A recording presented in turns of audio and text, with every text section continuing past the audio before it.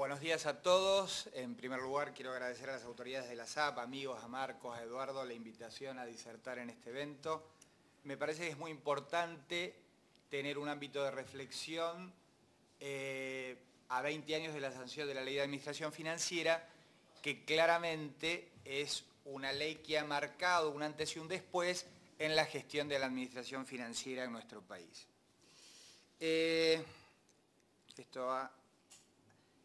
Yo pretendo me voy a tomar algunas atribuciones distintas a las de los otros oradores, porque mi idea es hacer en primera instancia un paneo del crédito público antes y después de la ley, mencionando algunas de las que creo son las principales innovaciones que ha traído al crédito público la ley, para posteriormente ver la evolución de la deuda pública desde el año 93 hasta la fecha, que marca dos políticas bien distintas en el manejo de deuda, una que llevó a la crisis del 2001-2002 y otra que lleva a los valores del actual perfil de deuda que tiene la Argentina, y que todo eso fue en el marco del herramental de la administración del Sistema Integrado de Información Financiera.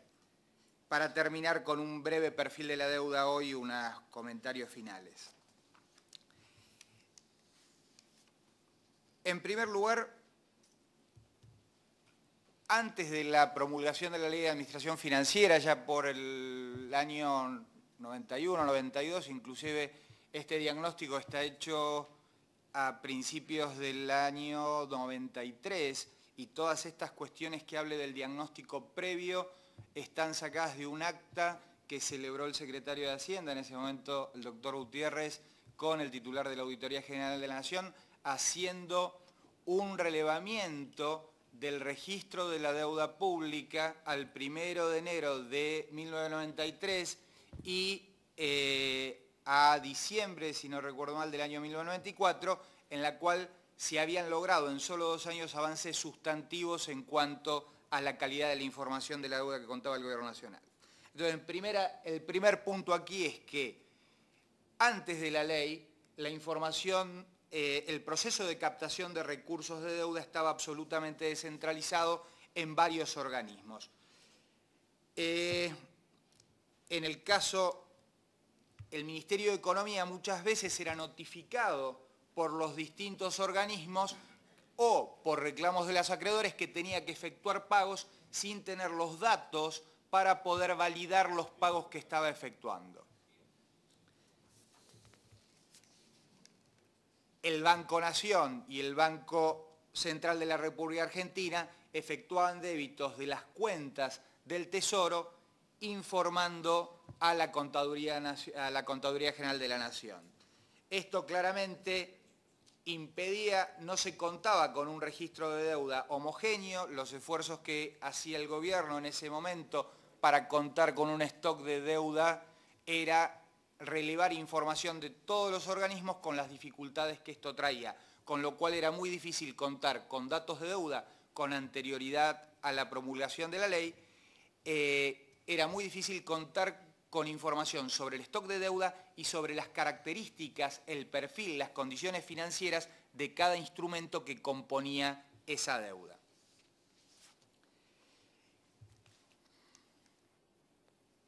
Si ya entramos en la promulgación de la ley crea el sistema de crédito público, crea como órgano rector del sistema de crédito público la Oficina Nacional de Crédito Público y se comienza la centralización de todas las operaciones de crédito público. La Oficina Nacional de Crédito Público tiene a su cargo el registro de la deuda y en ese momento lo que hizo fue, como todos ustedes saben, contratar el servicio del SIGADE, un sistema de información de gestión y análisis de deuda provisto por la UNTAC de Naciones Unidas. El que en el momento original se usó fue la versión 4.0 de este sistema. Hoy ya estamos en una versión web del SIGADE, que es la versión 6.0, que es la que después voy a brevemente comentar el tema del vínculo con el ICIDIF.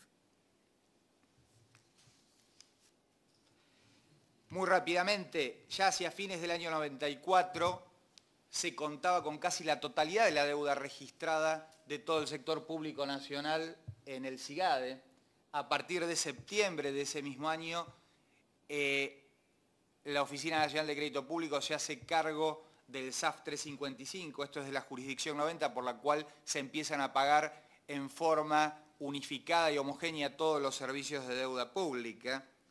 Se empieza a confeccionar, me parece esto relevante, se empieza a confeccionar información de calidad para su publicación en forma oportuna y sistemática en el boletín fiscal. Y se implementa ya esto en el año 95-97, la vinculación con el CIDIF a través de un desarrollo informático de la Secretaría de Finanzas, que es el CIDIF Link.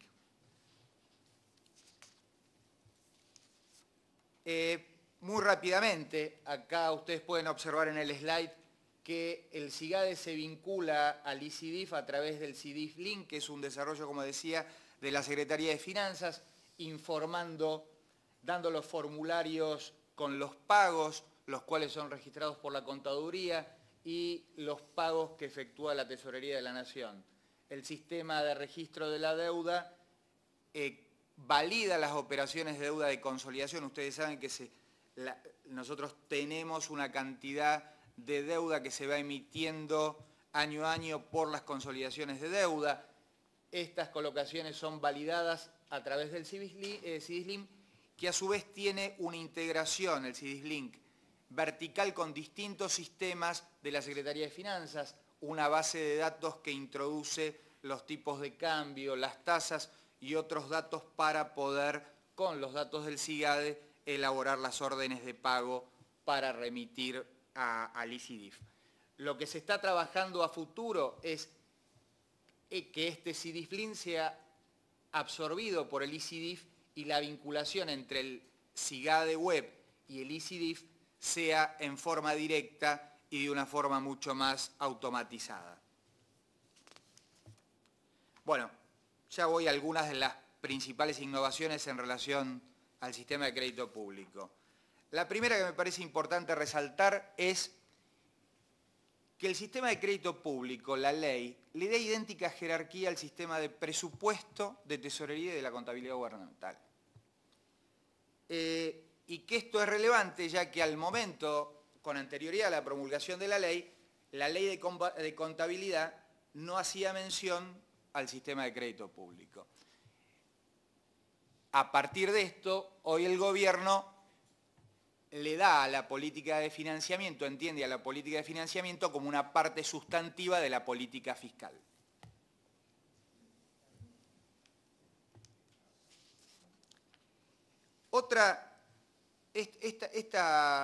Esta enumeración de estas innovaciones que estoy haciendo no tiene un orden de importancia, son algunas que al haber analizado y discutido con algunos miembros del equipo me parecieron importantes poner. Otra es la prohibición que está en el artículo 56 de la ley de la prohibición de crédito público de operaciones de crédito público para financiar gastos operativos. Esto me parece que es relevante y que implica la ratificación por la negativa de lo que establece la Constitución Nacional cuando habla de empréstitos y operaciones de crédito público como recursos del Tesoro para urgencias de la Nación o para empresas de utilidad nacional. Esto es, no se le puede atribuir a la ley que en algún periodo se haya utilizado al crédito público para financiar déficits fiscales.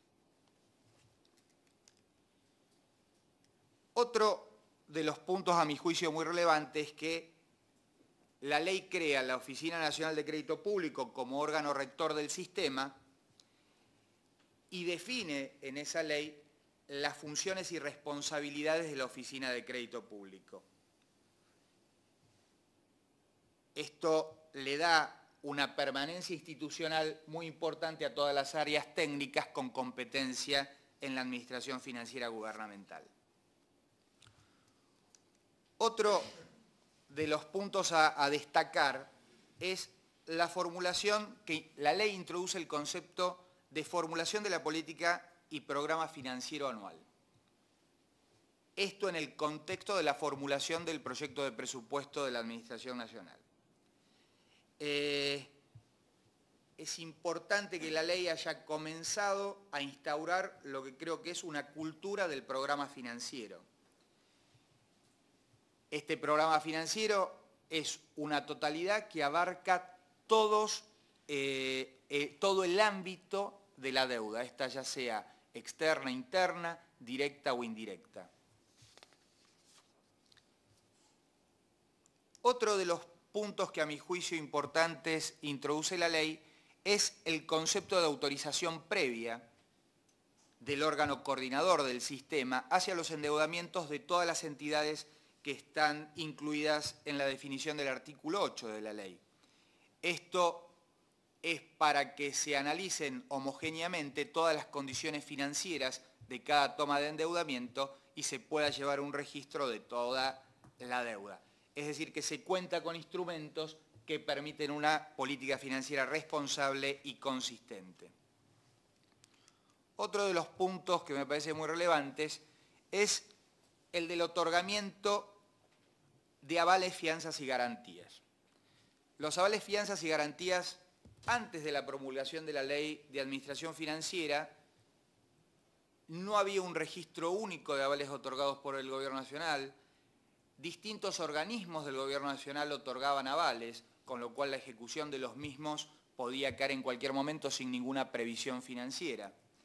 En la actualidad, la ley contempla que los avales tengan una autorización, ya sea en la ley de presupuesto o en una ley específica, y estos avales están contemplados en el concepto de deuda indirecta que está en las estadísticas de deuda del Gobierno Nacional.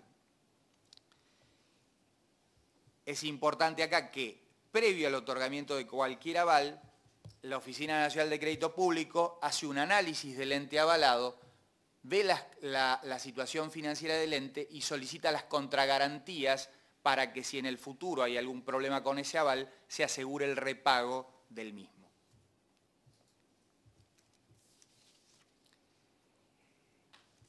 Y, por último, en la parte esta de las innovaciones, la ley introduce el concepto de reestructuración del endeudamiento. Esto es mediante operaciones de conversión, renegociación de otras deudas. Faculta al Poder Ejecutivo a realizar dichas operaciones en tanto y en cuanto haya mejoras en las condiciones financieras. En este sentido, lo que es importante es que esto permite llevar adelante políticas de administración de pasivos que permiten el mejoramiento del perfil de vencimientos de deuda. Ahora voy a ir un poco al tema de la evolución de la deuda y a esto que me pareció importante traer a colación, dado el periodo bajo análisis de los últimos 20 años, algunas reflexiones sobre la evolución de la deuda pública en nuestro país.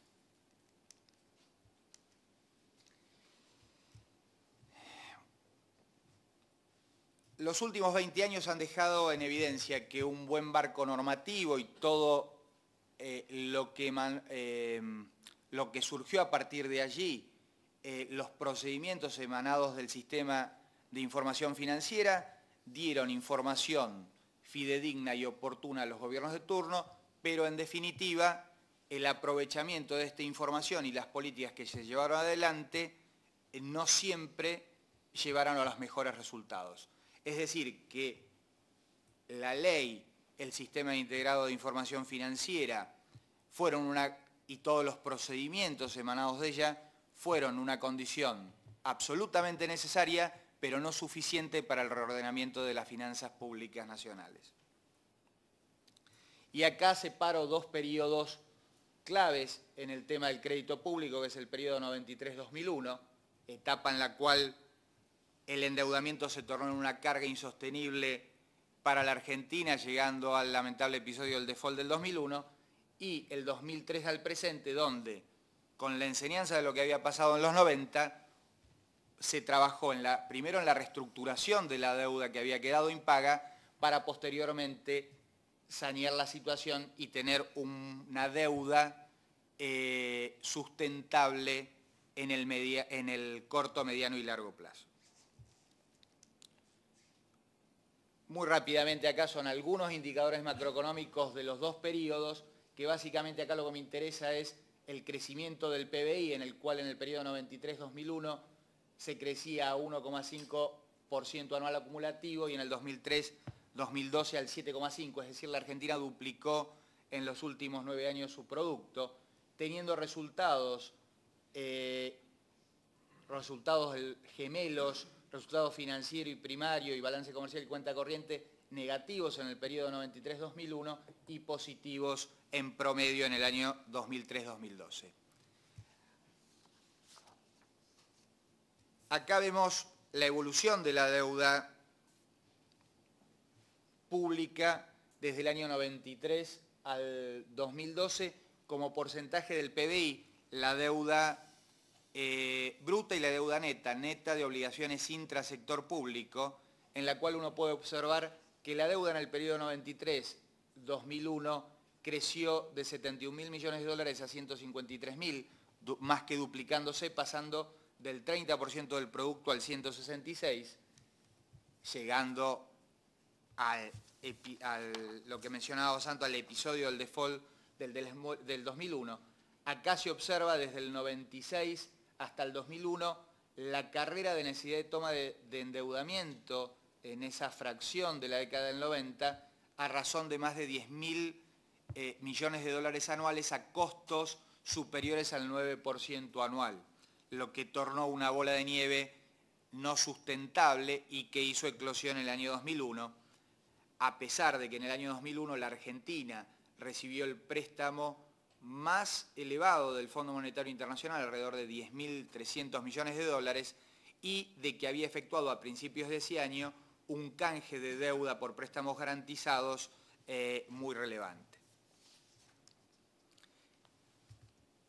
En la segunda etapa, 2003-2012, el peso de la deuda se redujo gracias a medidas específicas del 166 al 42% del PBI, y si uno mira la deuda neta de obligaciones intrasector público, llegamos al 19% del producto.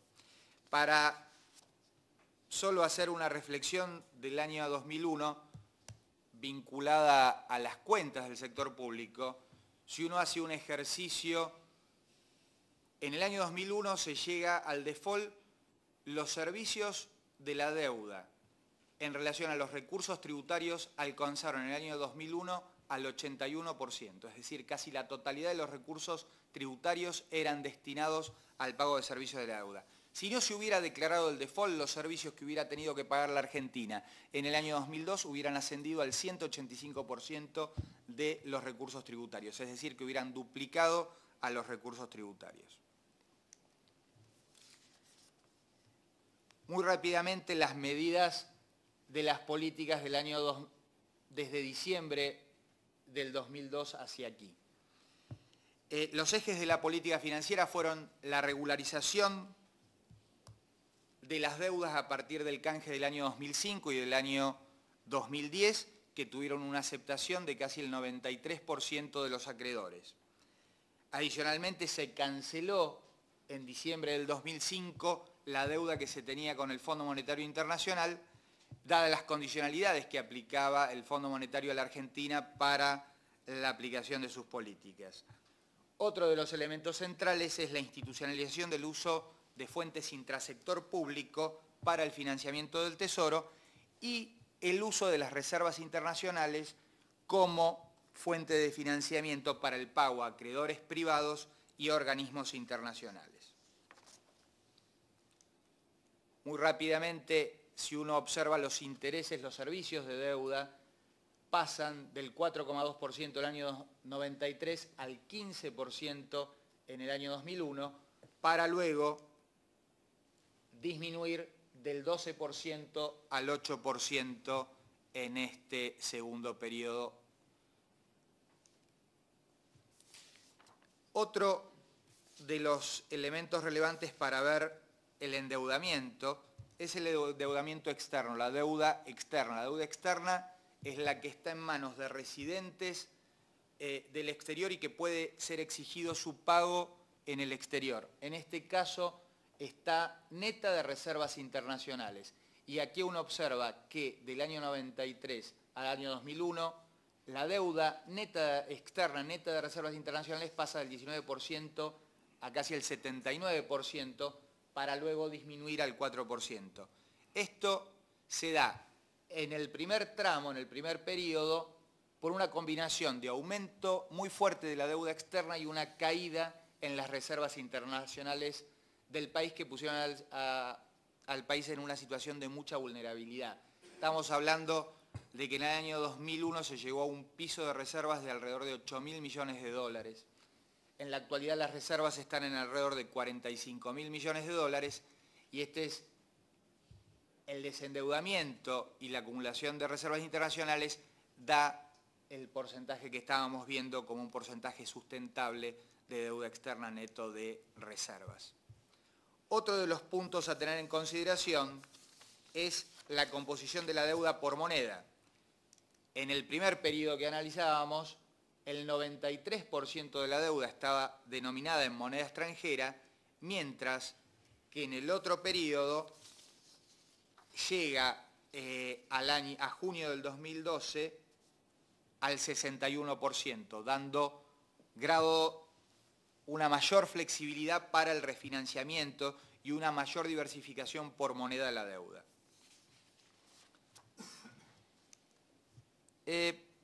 Rápidamente el perfil de la deuda hoy. Hoy la Argentina está debiendo 182.700 millones de dólares, de los cuales el 55% está en manos del sector público.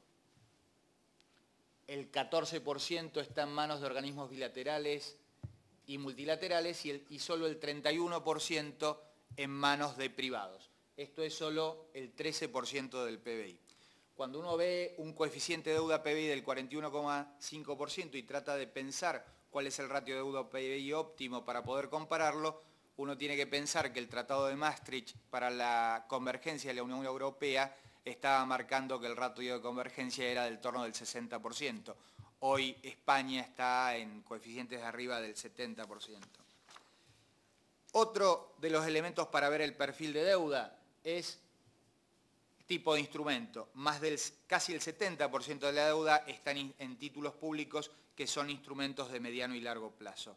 Por moneda lo comentamos recién, el 60% está en moneda extranjera y el 40% en moneda local. Y el perfil de vencimientos, la Argentina posee un 80% de los vencimientos de deuda en el mediano y largo plazo. El 20% de los vencimientos que están en el 2012-2013 incluyen Alboden 12, que fue un pago que se hizo en el mes de agosto y que también modifica el valor por moneda, porque se hizo el pago, era una deuda en dólares. Para ir terminando con este punto, el perfil de servicios de deuda está en alrededor del 3% del PBI para los años venideros y esto es la mitad con el sector privado, y de esa mitad, de 1,3, 1,5% del PBI con el sector privado, el 50% está en instrumentos denominados en dólares. ¿Cuáles fueron los resultados de la política de financiamiento de esta etapa 2003-2012? Un ratio deuda-PBI en niveles moderados, el ratio deuda neta, que es el que les mencionaba, neto de la deuda intrasector público, en niveles muy, muy bajos, una diversificación por estructura de acreedores, una diversificación de deuda por moneda y plazo, lo que hace un bajo riesgo de refinanciamiento. Ahora voy a ir a algunas reflexiones finales. La ley dio el marco para el ordenamiento del crédito público en nuestro país y puso de relieve la importancia de la política de financiamiento como parte de la política fiscal. Esto era algo que lo recalcaba anteriormente y creo que es muy importante porque esto no estaba contemplado así en la normativa anterior. Las políticas aplicadas bajo ese mismo marco normativo, como decía anteriormente, durante las últimas 2 décadas mostraron resultados absolutamente opuestos. La primera llevó al default, al episodio del default, a un quiebre en una crisis sin precedentes en la economía argentina, y En cuanto a la deuda, la política entre el 2003 y la fecha da una sustentabilidad importante en el manejo de la deuda. Acá es importante mencionar que la política de desendeudamiento impone una pauta de manejo fiscal responsable y esto profundiza la capacidad de respuesta que tiene el país ante situaciones de crisis internacional como la que estamos viviendo. Ya para finalizar, mirando hacia el futuro y ahora volviendo sobre el sistema, desde lo técnico creo que hay que seguir consolidando el sistema de crédito público. Hoy estamos trabajando en una nueva estructura de la Oficina Nacional de Crédito Público. La estructura de la Oficina Nacional de Crédito Público data del año 1996, con algunas modificaciones posteriores. Esta estructura la estamos modificando, viendo los desafíos de la gestión de deuda del presente y en un contexto que también toma las recomendaciones en cuanto a la unidad de tecnología de información que nos ha hecho la Auditoría General de la Nación para que la unidad de información, de tecnología de la información de la Oficina de Crédito Público dependa directamente de la Secretaría de Finanzas, sacándola de la ONCP. El otro punto relevante me parece que es seguir trabajando en la total compatibilidad del SIGADE con el ICIDIF. Esto es trabajar en que el SIDIF Link, el módulo desarrollado por la Secretaría de Finanzas, creo que a partir del año que viene se va a trabajar en la absorción de dicho módulo por el ICIDIF para poder automatizar aún más el vínculo entre el SIGADE y el SIDIF. El otro punto que lo han mencionado muchos aquí es la capacitación adecuada en forma permanente y de acuerdo al contexto. Desde la Secretaría de Finanzas nosotros tenemos seminarios internos, participamos de las actividades de capacitación de la Secretaría de Hacienda, en muchos casos de las actividades de la SAP, gente de la Secretaría de Finanzas se forma. Creo que es muy relevante el tema de la capacitación continua. Y desde lo político, y visto acá, es la estrategia del desendeudamiento que lleva adelante hoy el Gobierno. Muchas gracias.